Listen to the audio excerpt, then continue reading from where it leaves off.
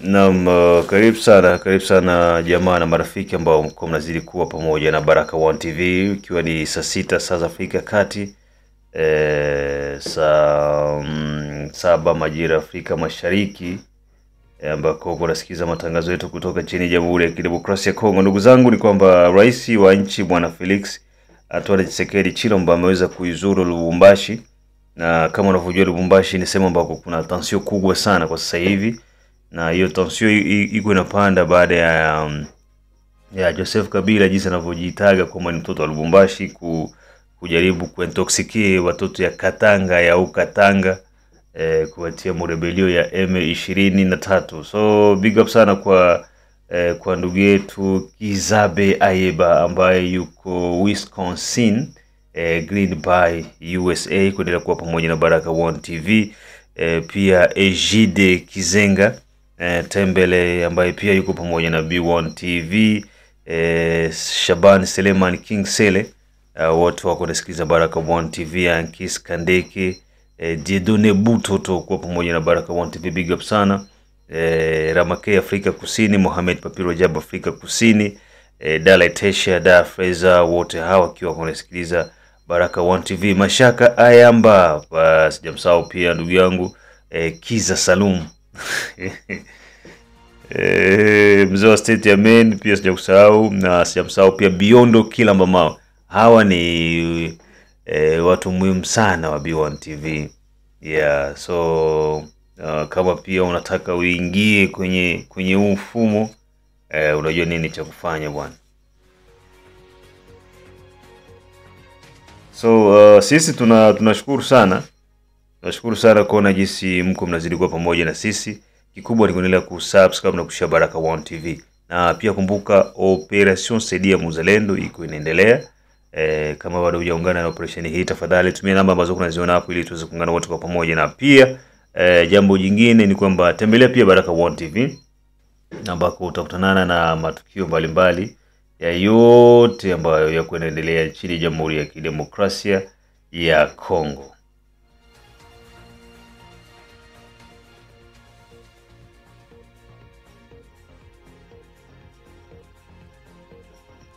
So ndugu zangu, mazingira ambayo yako, kwanza nigusie tu kitu kadogo kuhusiana na vita ambayo iko Kamanyola. Bwana Kamanyola moto unawaka. Sijawa na uhakika mpaka saa hizi kwamba nani yuko Kamanyola Centre, lakini tumewapiga sana mpaka kuwashusha. Sasa ambacho tutafanya ni nyinyi mtulie tu, maana hivi hii mchana gisi niko naongea na nyinyi hapa, baada tu ya kipindi niliweza kuingia huku, na nimekuja mwenyewe kuja kuona nini ambacho kipo, kisha nitakuja kuwapeni taarifa kamili ya yote ambayo yako yanaendelea huku Kamanyola. Kama tu Kamanyola, basi mtaniona kwenye mnara wa Kamanyola. Sawa? Ya, kwa hiyo kueni makini. Kuna habari ziko zinatembea, ndio tumewapiga, sawa, tumewapiga, lakini mambo yote mtayaona baada ya mimi kuwa nimetimba yale maeneo. So ndugu zangu, msiwe na mashaka, msiwe na wasiwasi. Kazi ambayo iko inafanyika sasa hivi ya waza ni kazi kubwa sana, na inahitaji umakini wa hali ya juu, inahitaji support kutoka kwenu, inahitaji maombi pia kutoka kwa Wakongomani kokote duniani ambako wako wanasikiliza Baraka One TV.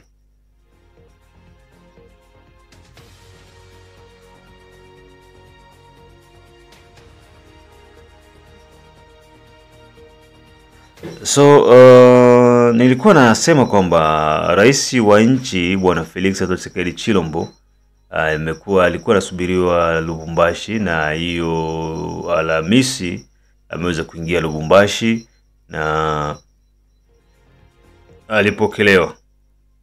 alipokelewa na pia aliweza kuzungumza mambo mengi.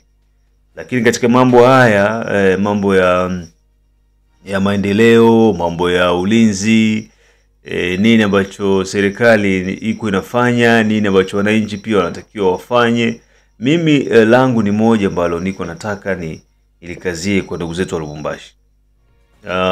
Msisahau kwamba Kingakati walikwenda kufanya ukaguzi, wanaenda kuangalia nyumba ya Rais Felix, Rais mstaafu Joseph Kabila, kwa mara ya kwanza serikali inaingia kimkakati na kwenda kufanya perquisition, kwenda kukagua maeneo mbalimbali, kwa sababu kule kunasadikika kunaweza kukawa kuna vitu ambavyo sio vitu vya kawaida. So kuna Lubumbashi pia kuna Kashamata. Unaona? Kashamata ambayo iko Lubumbashi na kuna kimkakati yenye iko Kinshasa. So hizo fasi zote ni fasi ambazo ziko suspect sana. Na ni lazima serikali iweze kwenda kufanya kazi yake. Kwa hiyo walikwenda pale wakakagua, ila bado hatujapata nini ambacho walikikuta mle ndani. Lakini kwanza imekuwa ni hatua ya kwanza ya kwenda kukagua nyumba za rais mstaafu, waangalie huyu jamaa atakuwa ana mipango gani ama kuna vitu gani ambavyo vimewekwa pale. Sasa point yangu ambayo niko nakuja kuzungumza ni hii hapa. Ndugu zangu wa Lubumbashi, ndugu zangu wa Katanga, kuna watu ambao walianza rebellion hii ya tukio wakati wa mzee Bavile Kongole. Mbona walikuja hawakupata maposte mguvernema, hawakupata maministeri, hawakupata manini, lakini walitulia, wengine wakaingia zao mu biashara, wengine wakabaki serikalini na maisha inaendelea. Sasa itakuwa ni nyinyi tu watu wadogo ambao washawahi kuongoza nchi miaka kadhaa. Lakini wale tena wanataka tena waendelee kuongoza nchi miaka yote. No. Wako na reverse system ya Tanzania ya CCM. CCM ilijitengeneza, ilijidhatiti, sawa, kidemokrasia kabisa. Wanaenda kwenye uchaguzi, lakini wametengeneza njia zao ambazo zinawafanya wao nashinda uchaguzi kila wakati. Sasa na nyinyi ingilikuwa sema kwamba mko chama cha akili, PPRD ndio nazungumzia hapa, mngefanyaka jambo moja kubwa ambalo ili msitoke madarakani, wapeni wananchi mahitaji muhimu. Leo Tanzania jinsi nilachaga Tanzania 2017 Dar es Salaam wakati wa Magufuli, haiko ndo jinsi ipo sasa hivi, imebadilika. Lakini ona jinsi waliacha Kinshasa PPRD na leo iko vile vile. Kongo hakuna ambacho kinabadilika, mambo yote yako ni yale, uchafu ni ule, ushezi ni ule, hakuna mabadiliko. Sasa serikali kama hiyo ndo inataka iendelee kuwa madaraka, endelee kuwa madarakani, endelee kuongoza. Itaongoza nini wakati mambo yote yameharibika? Unaona? Mimi nasema kwamba Waswahili sisi tulikoseaga sana. Kitendo cha Waswahili kuchukua madaraka wakalewa madaraka. Joseph Kabila anajitaka kwamba baadhi ya Katanga ni yake, Lubumbashi ni yake, Kalemi ni yake. Jamani, rais alikuja kule, amezungumza na nyinyi. Msikilizeni huyo rais, huyu ndo rais wa nchi. Huyu ndugu yetu mwenye mko mnasema ndugu yetu ipolitika nambe, huyu sio ndugu yetu. Hana mambo ya kwa ajili ya kuongoza nchi. Alikuwa pale kwa maslahi yake, akule, aibe. Zaidi hapo alikuwa hana jingine. Unaona? Kwa hiyo tusimwangushe rais wa nchi kwa sababu ya maneno ya huyu ambaye nyinyi mnamuona kwamba atatoka, hakuna ukombozi wote. Leo arme iko mnalipwa mshahara. Arme ya barebele sasa hivi njala inatawaua. Wako nakimbia, wanatupa na mateni mabunduki, wanaanza kimbia vita. Unaelewa? Kwa hiyo serikali tuiunge mkono. Tuunge serikali mkono, tuwasaidie wazalendo pia, tumsaidie rais aweze kupiga hatua, aongoze nchi hii salama. Hatuna nchi nyingine zaidi ya RDC.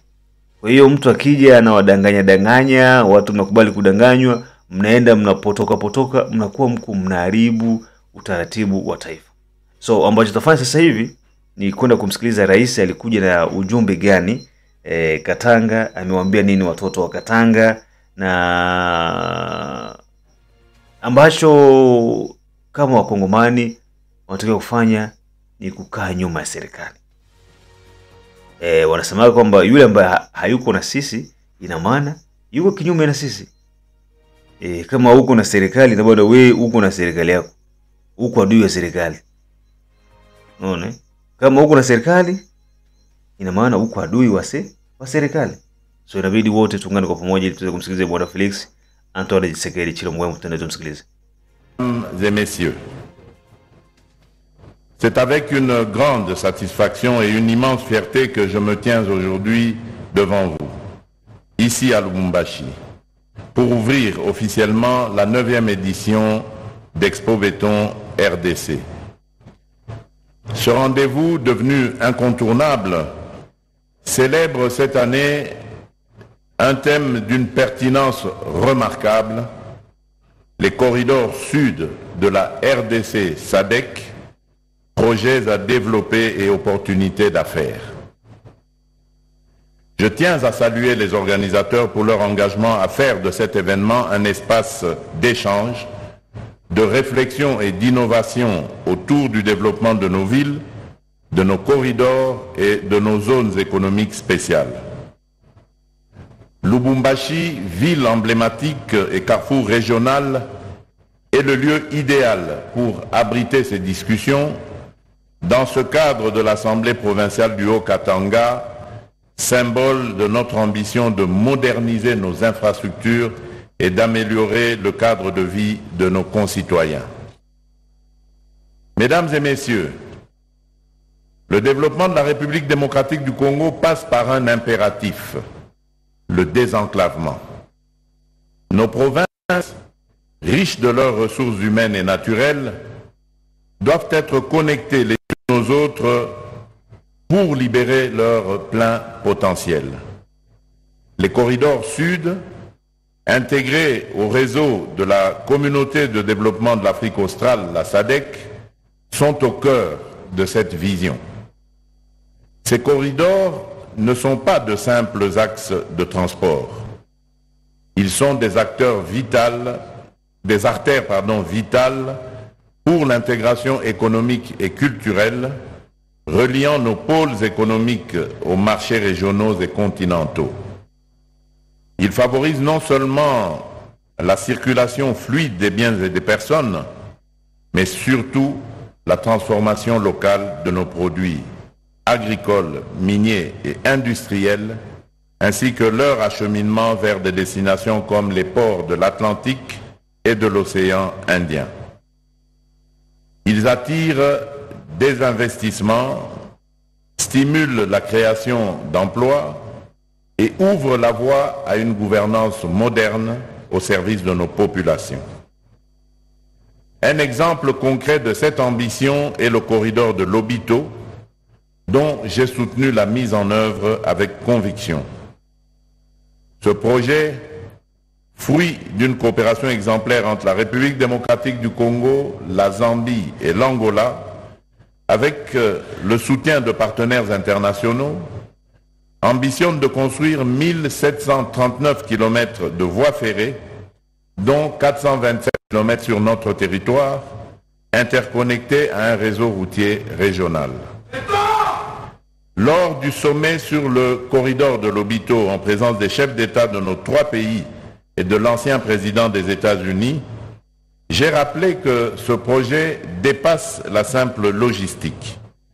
Il s'agit d'une opportunité unique pour renforcer l'intégration régionale en fluidifiant les échanges commerciaux, pour stimuler la transformation économique en valorisant nos ressources minières et agricoles, et pour améliorer les conditions de vie en développant des infrastructures modernes et des services de proximité. Le corridor de Lobito est une promesse d'avenir pour nos entrepreneurs, nos agriculteurs et notre jeunesse, qui y trouveront des opportunités d'innovation et de croissance. Pour concrétiser ces ambitions, le partenariat public-privé, le PPP, est un levier stratégique. L'État congolais a mis en place des cadres favorables pour encourager l'investissement privé, national et international, dans la construction et la modernisation des infrastructures. Je salue l'engagement du secteur privé qui joue un rôle déterminant dans le développement des corridors. Pour amplifier cet élan, j'encourage la création de banques d'investissement spécialisées pour financer les projets d'infrastructure et garantir leur viabilité, la mobilisation des partenaires bilatéraux et multilatéraux pour accompagner nos efforts, l'implication des gouvernements provinciaux pour assurer une coordination harmonieuse et un développement inclusif. Ces initiatives permettront de transformer nos corridors en véritables pôles de croissance avec des plateformes logistiques, des zones urbaines modernisées, des réseaux d'eau et d'électricité renforcés, ainsi que des centres de santé, d'éducation et de formation. Le développement des corridors doit s'accompagner d'une vision intégrée et durable. Je rêve d'un réseau ferroviaire reliant le Grand Katanga au Grand Kasaï, au Grand Bandundu, à Kinshasa, au Congo central, jusqu'au port en eau profonde de Banana.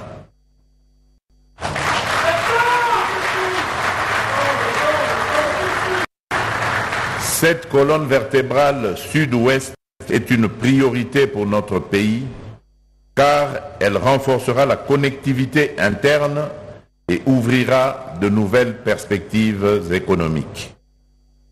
Afin de garantir l'efficacité et un suivi rigoureux de ces initiatives, j'instruis le gouvernement, sous l'autorité de Madame la Première ministre et en étroite collaboration avec mon cabinet, de constituer un groupe de travail dédié à la coordination et au suivi des activités liées au corridor. Mais au-delà des infrastructures, nous devons veiller à un développement harmonieux.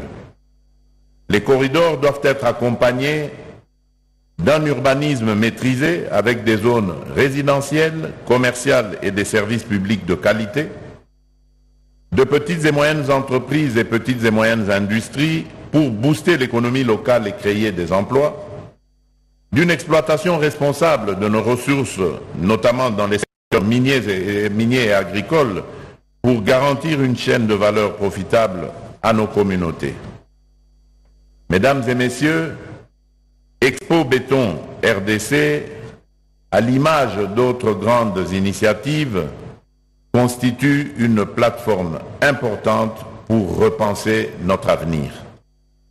Les échanges qui s'y tiendront sur des enjeux majeurs tels que la structuration de l'exploitation minière artisanale, la valorisation de l'agriculture familiale, ainsi que l'implication active de la jeunesse et du monde scientifique, alimenteront directement la formulation de nos politiques publiques.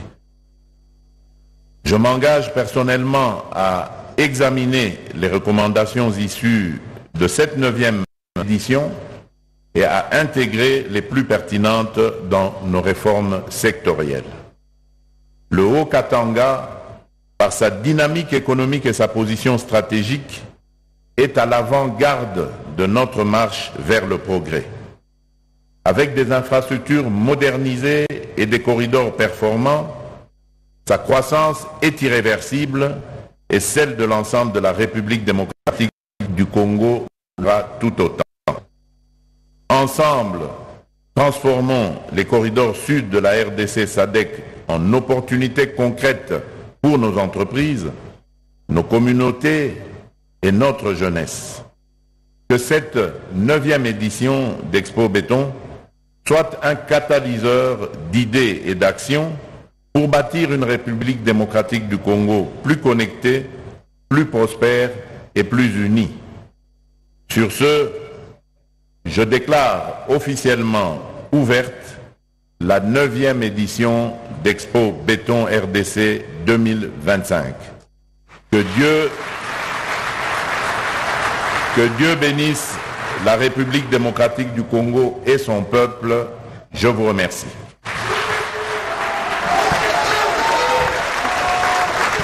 Voilà donc, mesdames et messieurs, le discours inaugural du président de la République de cette 9e édition Expo Béton. De bien vouloir précéder le chef de l'État et de ne pas assister à la visite de stand. Nous prions l'assistance de bien vouloir se tenir debout pour saluer la sortie du chef de l'État.